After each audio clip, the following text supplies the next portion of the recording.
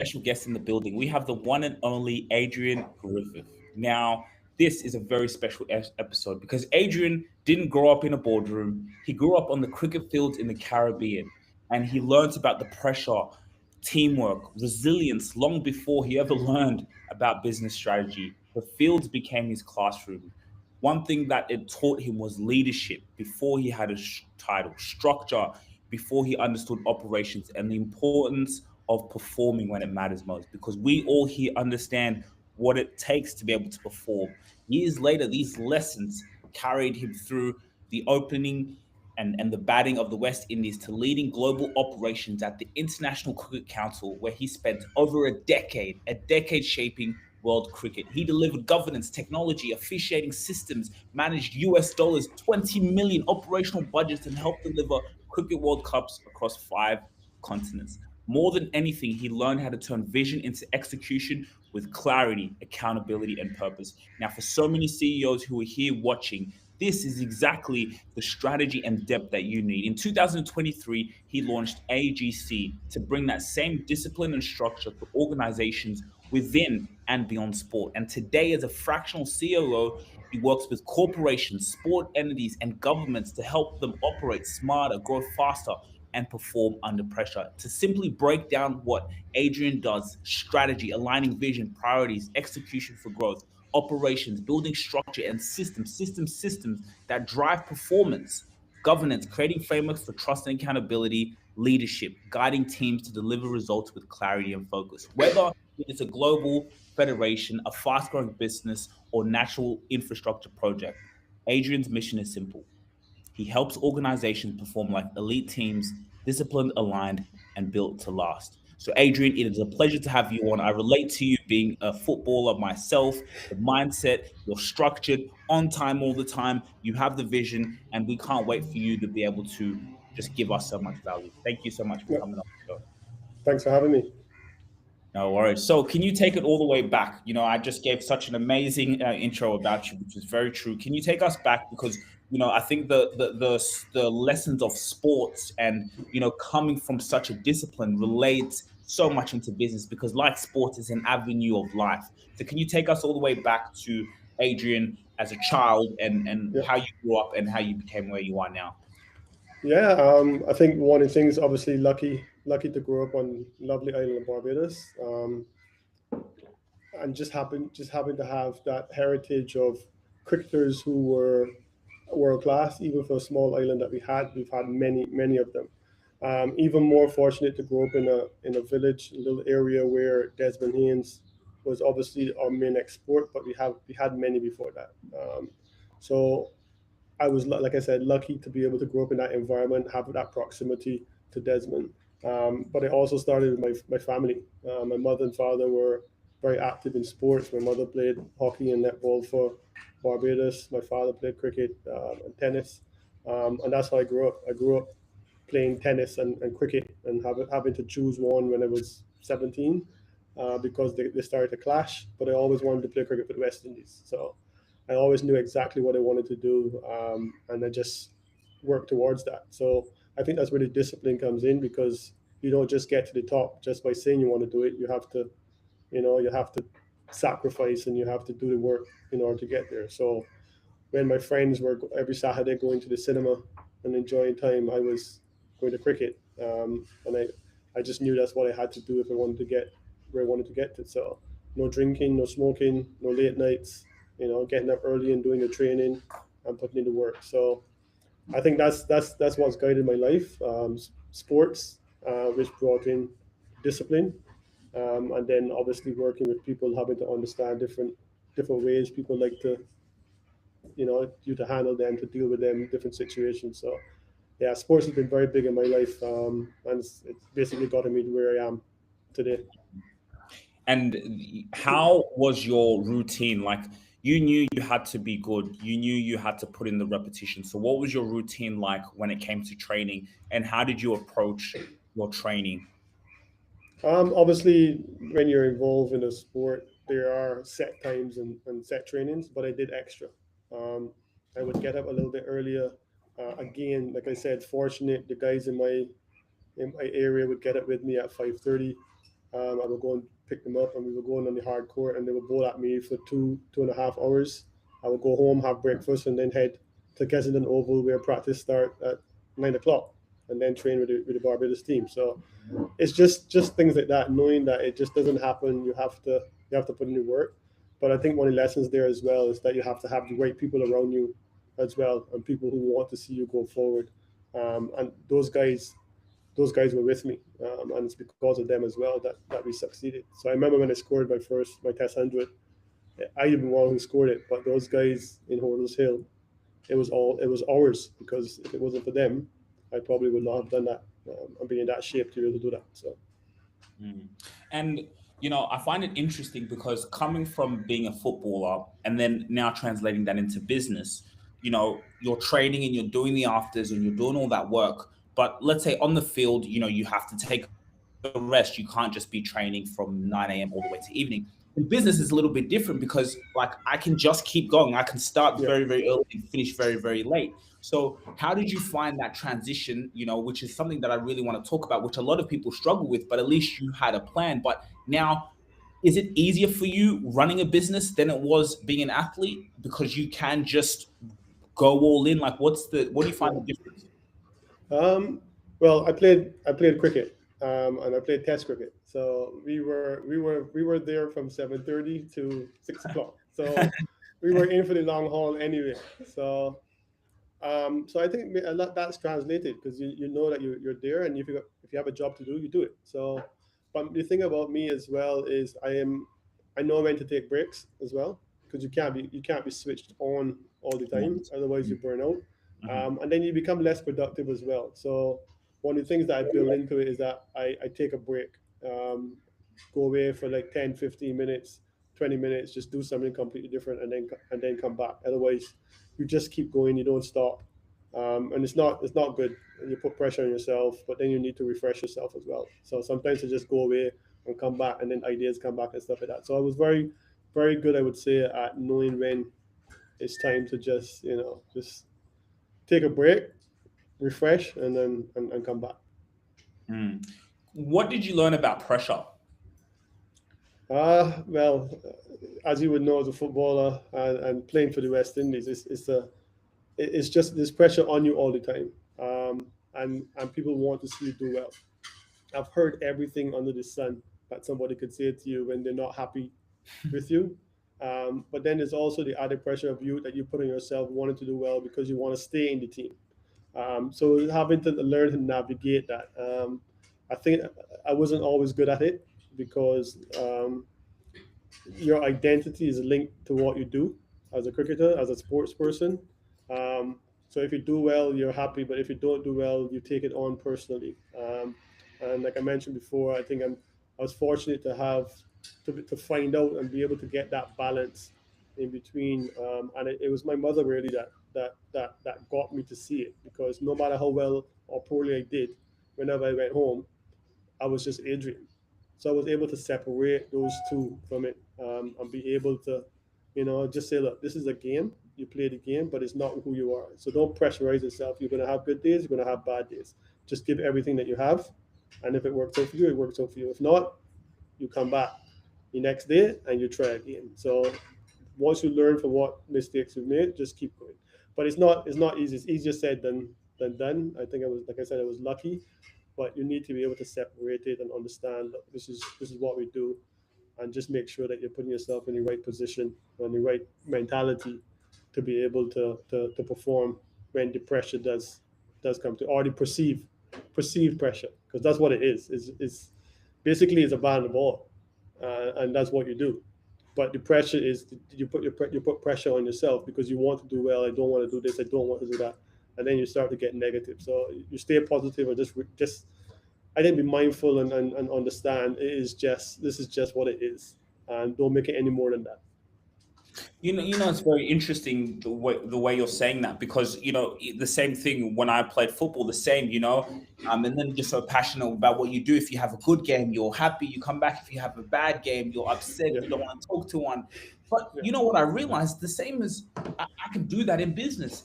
I've had yeah, periods in my business where I'm like, what the hell is happening? We're struggling, but in my life, I feel, I don't know if I feel less of, but yes, it's that same correlation, right? So I'm Yeah, even thinking now, oh my goodness, yes, I have done that a little bit in the business world where business is going up. Oh, I feel like I'm the man, you know. If it's not going so good, you feel less. And yeah, so how does a CEO manage just even that? How does one manage that pressure? Your team, your employees, you got family, you know, you're trying to keep the business afloat. A lot of people have seen a very tough year for some people economically with yeah. cost of living going higher, you know. So, what would be your advice for the CEO there?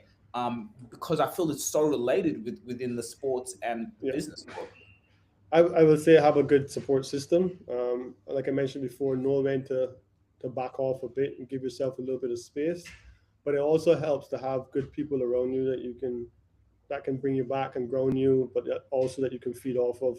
Um, Mentor, coach, whatever you want to call them, even your wife, your spouse, your partner, to be able to just just to back off a little bit, have some vent if you need to, because I think that's important sometimes. But just again, just remember that you're there for a reason, and you're there because you can do it. It may be tough, but you just need to look at it from a different angle, maybe a different perspective, and just work your way through it. That's how I do it. I always tell people I use my family a lot whenever things are tough. Especially when I remember when I was at the ICC, whenever things got tough, and if they were tough, I always felt better when I got home. Once I saw my family, everything was cool. So it may be different for different people, but you have to have an outlet where you can just show that this is a safe space that I can go into, even if it's just for a little bit before I go back out into the fire. I love it. And you know, before we go into war strategies and you know the real technical and business talk, can you talk to us a little bit about that transition now? So you know, you've had an amazing cricket career, and then now, how does that now go into your next transition? What happened next? And then I want to now be able to use that experience into where you are today. Yeah, I mean, I think I left cricket fairly early. I was 29 at the time. Wow, I wasn't enjoy- 29. yeah, I wasn't enjoying it anymore. It became a job, and I played cricket because I loved it. Like I said, I wanted to play for the West Indies. I did that, and I wanted to do well, and but I wasn't enjoying it. It became a chore. It became a job, and I said, look, you're not playing this for the right reasons anymore, or the reasons why you started. Just take a break from it and come back. And I took a break, and then I started to think about what happens after cricket. What will you do? Um, and I started to do some studying. Never went back to cricket. Never thought at the time that I would stop. Mhm. It was just to take a break and refresh. But like I said, did started to think about what happens after cricket. Went back, did some studying, got a degree in computer science. Um, opened a business that was doing in computers, and that was doing okay. Got a call. The World Cup was coming to the West Indies for the first time in 2007, and I got a call saying, Adrian, we would like you to be cricket operations manager. Never worked in admin and sports on cricket side. And I said, well, look, you're working for yourself, and when you work for yourself, you either get paid or don't get paid. There's a high receivables, and I said, well, look, this is a steady job, steady paycheck um, for the 2 years or 2.5 years that the contract was for. But more importantly, it was part of history. Um, it was part of being something that was historic in the Caribbean. So cricket operations manager for Cricket World Cup 2007, and absolutely loved it. And a lot of things that I did make in terms of the cricket, making sure that everything is ready for cricket. I used to go ahead of the teams arriving and the match officials arriving to make sure everything was everything. And I remember having a conversation at the time with Ryan Jan Madogali and some kids, and he basically said, "You've done my job for me. Um, Everything that you're talking about, this is what I came here to do." So I said, I don't know what match refereeing is like, but maybe I'll maybe after this I'll try it. And I wrote to the ICC. They explained what the process was. You go through your on board, interviewed for them, didn't get the job, um, but was in the process, was anything. And then I got a call later that year saying, look, we've got this position open as a match referee in the Americas region. We would like you to do it. And I said, hell yeah, I'm in. and I did that, and it was great. Was working my way up to being an elite, so I was a regional referee, but working my way up to being an elite referee, and that was my goal. Again, set my goal, and that's what I'm working towards. And the person that I reported to at the time was leaving, and the big boss came to me and said, "Hey, Adrian, you see such and such is leaving. Will you apply for the job?" And I said, "No." And he was like, "Why?" And I said, "Because I want to be an elite. That's what I'm working towards." He says, "I think you should apply for the job." I said, "No, I don't. I don't think so. This is what I want." And I can see the disappointment in his face when he left. And this is, like I said, this is the big boss. And I went home and I thought about it, and I said, "Well, if the boss is telling you to apply for a job, Adrian, you probably should do it." And it was like 2 days to the deadline, and I submitted it. And I still wasn't thinking that I will get the job, because I mean, it's at the ICC, it's a prestigious job, everybody's going to be applying for it. So I did. And then it came between myself and somebody else, and they called me one day and said, "Hey," I was at the IPL at the time. They said, "We want you to do the job. You start on such and such date." So I flew home from the IPL, spent about 2 days in Barbados, and told the wife, "Well, I've got this opportunity. We're moving to we're moving to Dubai." And I made a deal with her at the time. I said, "Look, we're going to do it for 2 years. It's a good opportunity. We do it for 2 years. If we don't like it, we come back home." And 13 years later, we're still here. So it was yeah. Like I said, it was a great opportunity. I didn't realize at the time that he was basically grooming me for his job. With 3 years in, he left, and I became senior manager, match officials, and there we were off. Off to the races. So, Yeah. you talked about your experience in the ICC working within operations. How would you explain operations in a simple way, right? Like, Uh, we look at the football field, for example. Like, yeah. where's that? What does operations mean within a business? Yeah, so my role there was looking after the match officials, so making sure that that's selection, that's training. We introduced our coaches, so making sure that they had somebody to talk to and mentor them through. We made the program better, so we went through all the. So that's looking at all the decisions that they've taken, understanding where they are, where the errors were, how we can help them move forward.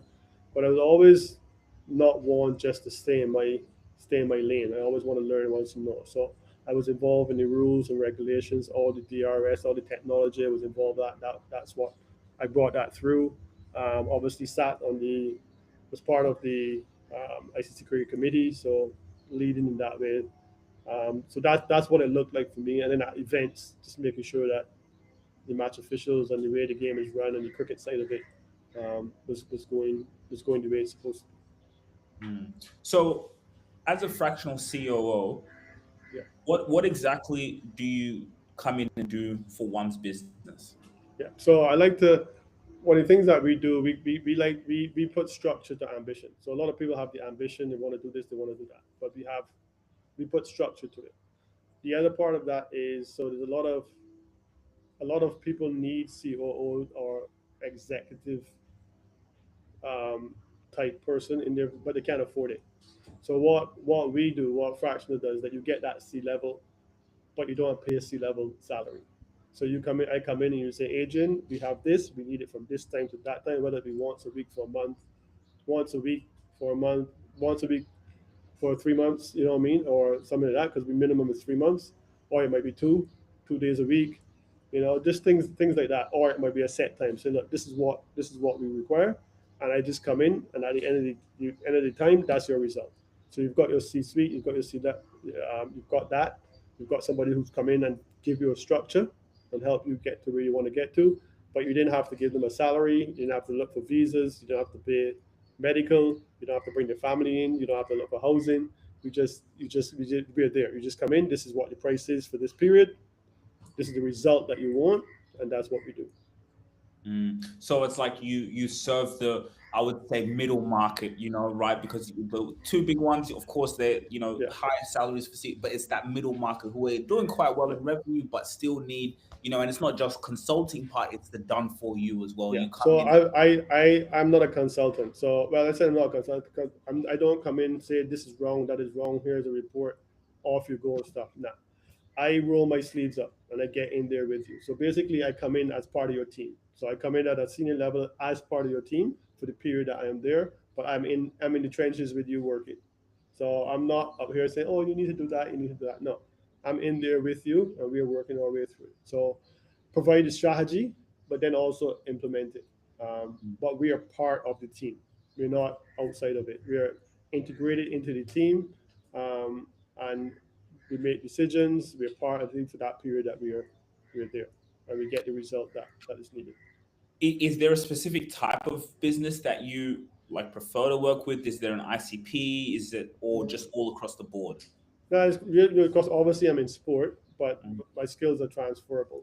I just need to understand where you're trying to get to, what are the constraints and stuff like that. So I do a diagnostic first, basically to understand what's the pain point, what's the problem, and then we write a strategy program. So look, this is where the issues are. This is where you need to move towards, and this is how we're going to do it.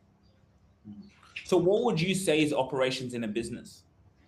Um, just so obviously the CEO looks after the strategy and make sure this is that. We actually make the strategy work. So this is what the strategy is, and this is how we implement the strategy, basically. So whatever it takes to make sure that that strategy gets Done. executed, that's what the operations does. Mm. And I think what do a lot of companies get wrong with their operations? Why do they need a COO in one's business? Yeah, it's just to make sure that the things are running. Everybody understands, what their role is. Understand why you're doing stuff. Not just doing it for doing it, still, but understand why you're doing it. Making sure that the timelines that you're supposed to be doing it, that is managed well as well. Just to make sure that everything is running smoothly. It's okay to say, look, here's the strategy, this is what you're supposed to do, but how do we get there? What's the steps to go there? What's the SOP? How do we get there? And just making sure that everybody's in tune, everybody understands their role, everybody is bought into it. So understanding, explaining, listen, this is why we're doing it. And not only that, you may get feedback from the others. So look, we are on the front line. What you guys are doing doesn't work. So on the front line, I'm telling you, this is what works. And we integrate that, and we speak, and we make sure that everybody understands where we're trying to get to, and then how we get there. Hmm. Very, very powerful, and it just builds that, yeah, that operational structure around things. And a little bit on resilience. How important would you say resilience is, for entrepreneurs and CEOs out there? Yeah, it's tough, and you have to stay the course.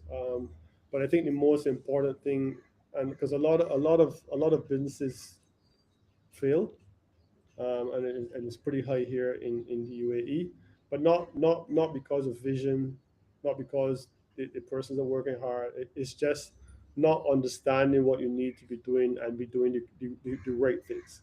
So people get too far ahead of where they're really supposed to be, and that's where we come in and try to pull them back and say, hey, hold on, let's pull it back, understand clearly. You have a great idea, but one of the things that I find as well, are you do you have a product that you want people to use, or people needed this and you built it?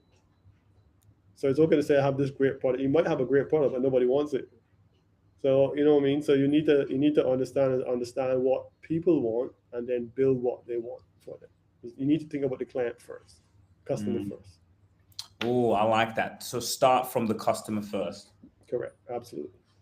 Mm.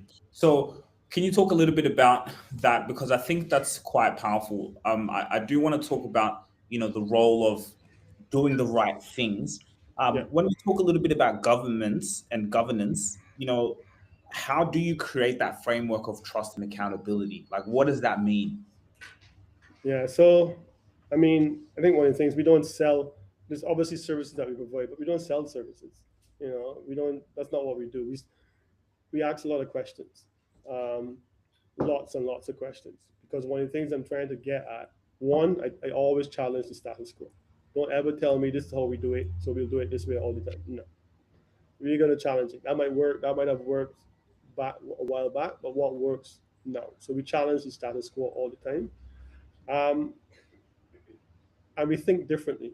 So we don't just think the same way. So, like I always say, I mean, AGC might not be for everyone, because like I said, we think differently. So we need people who want to challenge the status quo. We need people who think differently. We are innovative, we are creative. But one of the things, like I said, we do. So I'll give you an example. I've got plenty of people say we want to build this, we have this idea, this and that. But we need to diagnose it first. We need to break it all the way down. So I always tell people before you go to surgery, you would never go to surgery unless the doctor has diagnosed you or given you a scan. You wouldn't do it. Mm. So why go into business that way? So before we do a full fledged feasibility study, we do a diagnostic first and say, look, your idea, is it feasible? Do you need to be spending that money for full fledged feasibility? I can tell you in 7 days if you should go ahead or if you should stop, because that saves you money, wasting money doing a full fledged, and it's not going to work. I can tell you before you do that if it's going to work. So just things like that, just pulling it all back and just giving them. I just want to start you from wasting money. We will look at it first, but strip it back. So we do diagnostics, and that's the analogy I use. You won't do a surgery without first knowing what the surgery is for. Mm. So that's how we look at it. That's how we operate. We think of the people, we think of the person, we think of what we're doing clearly, but providing a clear picture. This is what you want to do. This is how you're going to do it. It can work. It's not going to work. No sense going forward. Mm. And the way you broke that down is very quite powerful. How would you define sustainable growth in one's business? And can one grow too quickly? Can one grow too quickly? Can because there's peaks and valleys. What would you call sustainable growth or define it? Sustainable. I would say. I think one of the first things is that if the business can run without you, that's the first thing. If you have systems and stuff in place that the business can run without you, whether you're there or not. Because what happens is that if everything depends on you, there's bottlenecks and it'll slow it down. So you need to build a system where it can run without you. You obviously need you for the big thing to pick big picture, the vision, setting what people need to go. But you need to build your business that whether you're there or not, the business is running. Because if every time somebody needs to come to you to do it, there will be a bottleneck and it will slow you down. So those are sort of things that we try to do, like, and especially things like facilities, especially. I've seen so many facilities where and we've been asked to come in and look, we're not making this, we're not making that. When you need to build facilities, I call it a flywheel. There needs to be an ecosystem. Yes, there's a main sport, but the main sport is only played on a few days. What else is there around that facility that people will come every day and use? That's the sort of thing you need to be thinking about. And I gave the facility example for that. Um, I have a lot comes to say, look, we want to build a cricket facility. I said, yeah, but it needs to be multi-sport. It can't just be cricket because cricket is not gonna you're not gonna be able to sustain it and then maintain your facility, and you just won't be able to. So although you have that, make sure that you can play football at a paddle court, at a nice coffee shop, at a physio.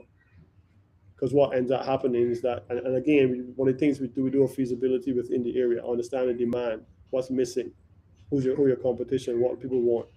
Because what ended up happening, the people who play paddle, people come for coffee and they see the paddle court, I might try paddle. And then somebody's injured, they use a physio. They may get into cricket. Mm. This so you just have a ecosystem that just keeps going around and around.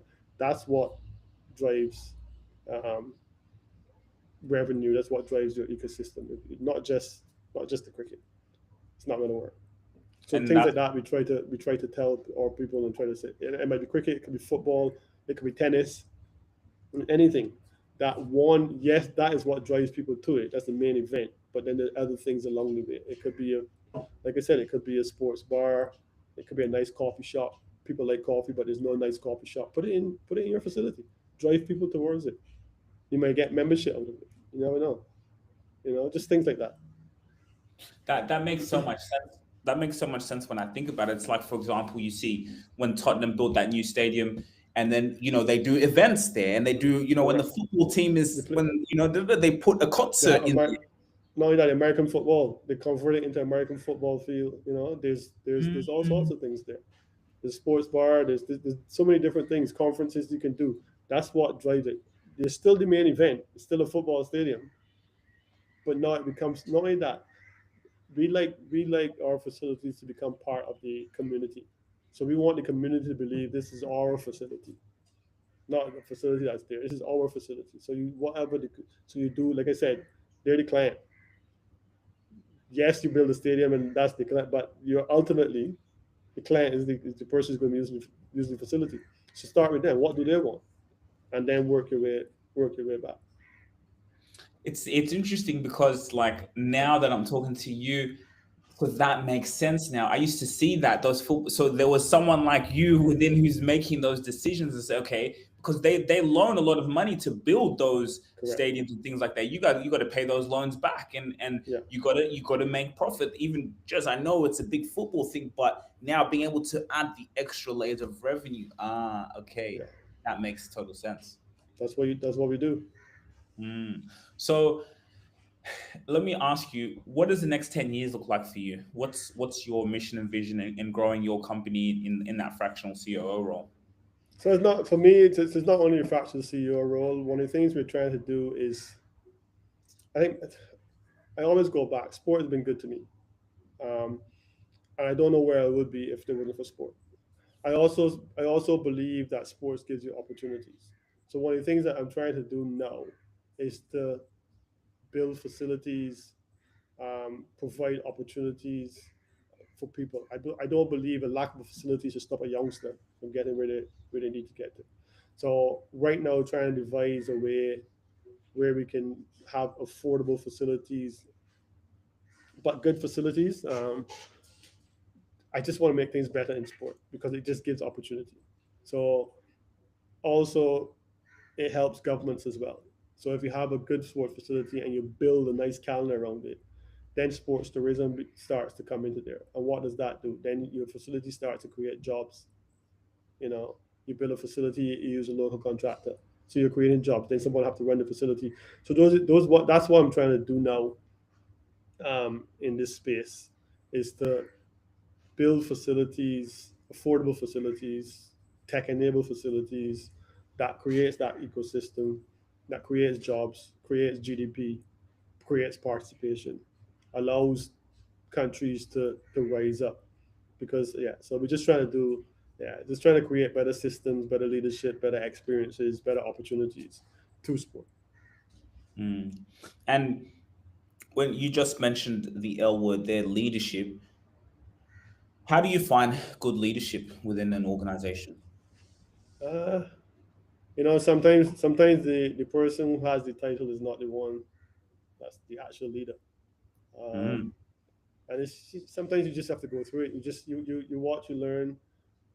People lean on, who steps up, who shies away. Yeah, it's the person, and I always look for someone, and it's not my word. It doesn't come from me.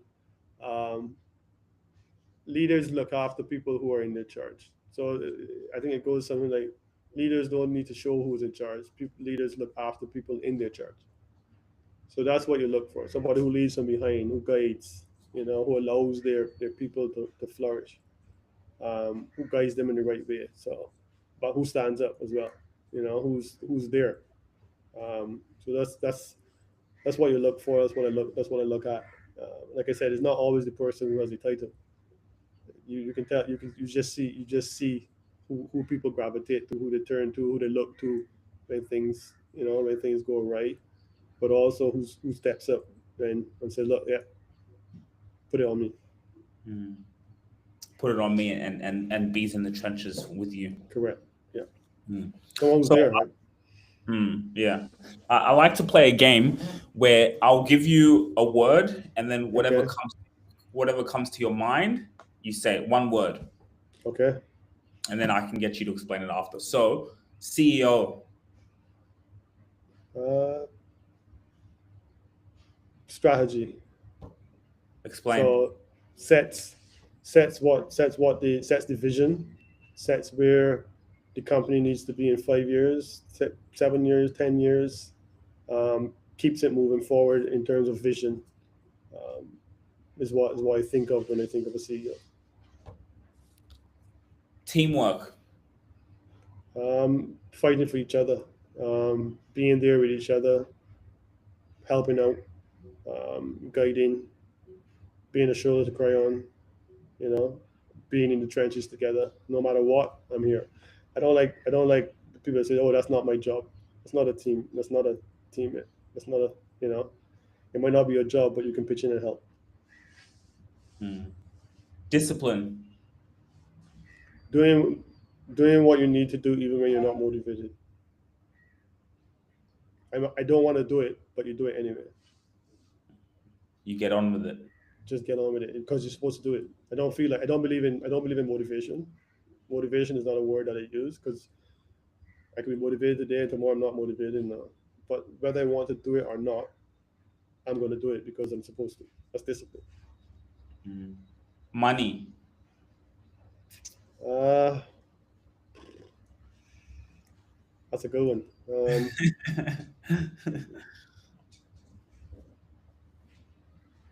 I guess it's a necessity, um, but it's not everything.